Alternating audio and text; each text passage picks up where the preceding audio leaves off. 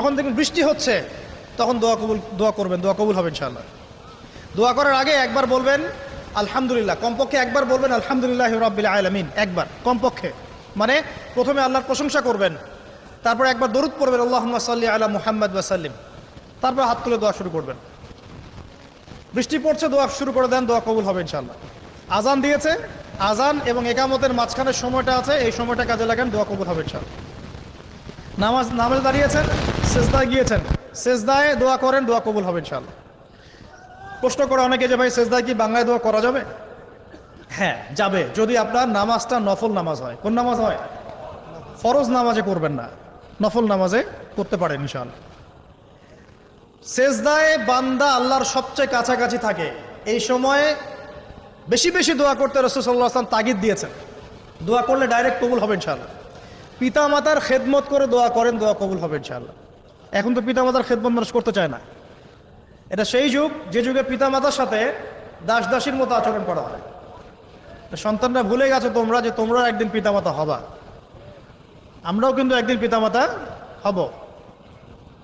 যারা বিয়ে শাদী করেছে, সন্তান সন্ততি হয়েছে, তারা জানে এই যে প্রসব বেদনার একটা সেকেন্ড, এক সেকেন্ড বা 1 মিনিট প্রসব যে বেদনা মায়ের হয়, এর ঋণ আমরা সারা জীবনে শোধ করতে পারবো না। পারবেন? এই কারণেই মায়ের পায়ে নিজ জান্নাতের কথা বলা আছে। মাদের সম্মান আল্লাহর কাছে অনেক বেশি, মেয়েদের সম্মান অনেক বেশি। এই নারীবাদী ফ্যামিলিস্টরা যা বুঝিয়েছে, ইসলাম এমন নয়। তো ইসলাম এমন নয়, ইসলামে মেয়ের মর্যাদা সবচেয়ে উপরে। সেই মেয়েদেরকে আমরা এখন কি করেছি? কাপড় চোপড় সব কমিয়ে কমিয়ে বেপর্দা করে রাস্তায় নামিয়ে দিয়েছে। যদি একটা মানুষ নিজের সম্মান না বোঝে, তাকে সম্মান কেউ দিতে পারে? নিজেকে চিনতে শিখুন। আমাদের সম্মান আল্লাহর কাছে অনেক বেশি। এটা বলছিলাম প্রিয় ভাইরা, মায়ের পায়ের নিচে আল্লাহ পাক সন্তানের বেহেশতের কথা বলেছে। মা বোনদেরকে 4টা কাজ করতে বলো, অনলি 4টা কাজ। 5 ওয়াক্ত নামাজ যদি ঠিকমতো পড়তে পারে, 1 নাম্বার। 2, রমজান মাসে রোজা রাখে। 3 নাম্বার, পর্দা ঠিকঠাক মতো করে। আর 4 নাম্বার, স্বামীর আনুগত্য করে। ইনশাআল্লাহ জান্নাতের যে কোনো দরজা দিয়ে ইচ্ছা প্রবেশ করতে পারবে ইনশাআল্লাহ। এখানে স্বামীর আনুগত্যের কথা বলেছি, স্বামীর দাসত্বের কথা বলি না। আনুগত্য দাসত্ব এক জিনিস না। আনুগত্য মানে কি? আনুগত্য মানে আপনি স্বামীর যে কোনো ভালো কাজে আপনি তাকে সায় দিবেন, আনুগত্য। নামাজ পড়তে বলেছে, নামাজ পড়তে হবে। পর্দা করতে বলেছে, আপনি পর্দা করবেন। বেপর্দায় যাবেন, আপনি যাবেন না। এটা আনুগত্য। দাসত্ব কি? দাসত্ব হচ্ছে যে সে ভালো মন্দ যাই বলুক আপনি শুনছেন, এটা দাসত্ব। এটা করবেন না। মা বোনরা 4টা কাজ বাসায় গিয়ে আবার শুনিয়ে দিবেন। নবীজি বলেছেন 4টা কাজ কোনো মেয়ে করলে জান্নাতের যে কোনো দরজা দিয়ে ইচ্ছা প্রবেশ করতে পারবে। 1 নাম্বার, 5 ওয়াক্ত সালাত। 2 নাম্বার, রমজান মাসের সওম রোজা। 3 নাম্বার, পর্দা ঠিকঠাক মতো করবে, লজ্জাস্থানে হেফাজত। এবং 4 নাম্বার, স্বামীর আনুগত্য করা। মায়ের খেদমত করে দোয়া করেন, দোয়া কবুল হবে ইনশাআল্লাহ। বাবার খেদমত করে দোয়া করেন, দোয়া কবুল হবে ইনশাআল্লাহ। কোরআন তেলাওয়াত করে দোয়া করেন, দোয়া কবুল হবে ইনশাআল্লাহ। মনে করেন শেষ রাতে উঠেছেন, মানে শেষ রাত বলতে বোঝাচ্ছি এই ধরেন যে 2টার পর থেকে, এখন 2টা 2:30টার পর থেকে নিয়ে ফজর পর্যন্ত শেষ রাতে উঠেছেন। এই সময় আপনি যা দোয়া করবেন ইনশাআল্লাহ কবুল হবে। হ্যাঁ, বলতে বাধ্য হচ্ছি, এখনকার তরুণ সমাজ ওই 2টা 2:30টার দিকে ওই যে কার কার খেলা থাকে, ওই খেলাগুলো দেখার জন্য ওঠে, তাহাজ্জুদ পড়ার জন্য উঠতে পারে না। অথচ আল্লাহ পাক বলছেন কি, যে শেষ রাতে আল্লাহ পাক প্রথম আসমানে নেমে আসেন এবং আহ্বান করেন, কে আছো আমার কাছে কিছু চাইবে আমি দিব, কে আছো আমার কাছে রিজিক চাইবে দিব, কে আছো আমাকে ডাকবে আমি তোমার ডাকে সাড়া দিব, কে আছো আমার কাছে ক্ষমা চাইবে আমি তোমাকে ক্ষমা করে দিই। প্রিয় যুবক ভাইরা, আল্লাহকে মূল্যায়ন করতে শিখুন। এই সময়গুলোতে দোয়া করলে ইনশাআল্লাহ তাআলা আপনার দোয়া কবুল হবে ইনশাআল্লাহ।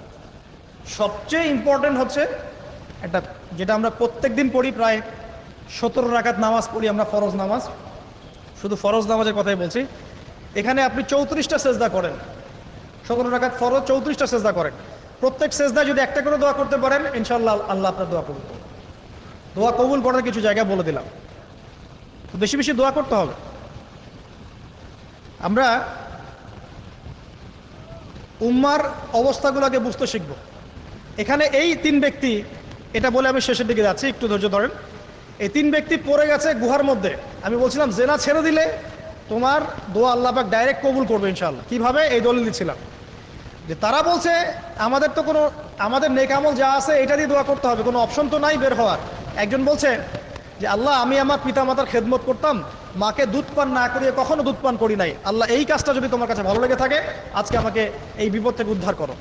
এই দোয়া করার সাথে সাথেই এই গুহা থেকে পাথরটা একটু সরে গেল এভাবে। আর জড়বস্তু আল্লাহ পাকের হুকুম মানে, আল্লাহ পাকের হুকুম মানে না খালি দুইটা শ্রেণীর মানুষ, এক হচ্ছে মানুষ আর একটা জিন জাতি। এই পুরো প্রকৃতি আল্লাহ পাকের হুকুম মেনে চলে। আর জড় বলতে আসলে কিছু নাই, যদি আমি বোঝানোর জন্য জড় বলেছি, আল্লাহ পাকের হুকুমে সবকিছু জীবন্ত। এই যে মাটিতে আমরা বসে আছি না এখন, এই মাটি কিয়ামতের মাঠে সাক্ষী দিবে যে এখানে মাহফিল হয়েছিল। হ্যাঁ, ওইখানে বসে তুমি টিকটক করেছো, লেকচার শুনো নাই ভালো করে। একটা মাহফিলে যাচ্ছিলাম, দেখলাম যে এখন স্টেজে উঠি নাই, ওই সুযোগে দেখলাম যুব সমাজ রাস্তার পাশে দাঁড়িয়ে সিগারেট খাচ্ছে, ব্রেক নিচ্ছে আর কি, চা সিগারেটের ব্রেক। হুজুর আসলে আলোচনা শুনবো। এখানে এসে যদি আমরা মানে কোরআন সুন্নাহর বাইরে কোনো কাজ করি, এই মাটি আবার সাক্ষী দিবে। এটা দলিল কোথায় আছে? সূরা জিলজাল পড়ে দেখবেন। সূরা জিলজালের মধ্যে দলিল আছে যে আল্লাহ পাকের হুকুমে এই জমিন কথা বলবে ইনশাআল্লাহ, আল্লাহ পাক হুকুম করলে। জি, তো একটু সরে গেল ওই পাথর, তারপরের ব্যক্তি দোয়া করছে, আল্লাহ আমার একজন কাজের লোক ছিল, সেই কাজের লোক কিছু টাকা পেত, টাকা না নিয়ে বেচারা চলে গেছে, আমি ওই টাকা দিয়ে কিছু পশু কিনেছি, এই পশুগুলো কিনে আমি পালন করেছি, অনেক দিন পর সেই ব্যক্তি এসেছে আমার টাকা দাও। তখন আমি বলেছিলাম যে এই যতগুলো পশু দেখছো সব তোমার। সেই লোক বলছে আমার সাথে কি ঠাট্টা করছো? বলছে না, ঠাট্টা করছি না, তোমার টাকা দিয়ে আমি পশু কিনেছিলাম, এই প্রজনন হতে হতে হতে আজকে এতগুলো হয়েছে, সব তোমার, নিয়ে যাও। আল্লাহ কলিজা দেখেন, আসলে দান করার জন্য কলিজা লাগে, টাকা লাগে না। আল্লাহর পথে দান করার জন্যে কলিজা লাগে, টাকা লাগে না। আর কিছু মনে করবেন না, আমি বিভিন্ন মাহফিলে যাচ্ছি, এই একটা কমন দৃশ্য দেখি এই কালেকশনের। আমার জানা নাই যে এভাবে নাম লিখিয়ে কোনো কালেকশন নবীর যুগ থেকে হয়েছে, আমার জানা নেই। বরং কতটুক দিয়েছে এটা গোপন রাখলেই ভালো। কে দিয়েছে, কত দিয়েছে জানানোর কোনো দরকার নাই, দিয়েছে নিয়ে চলে আসবেন, শেষ।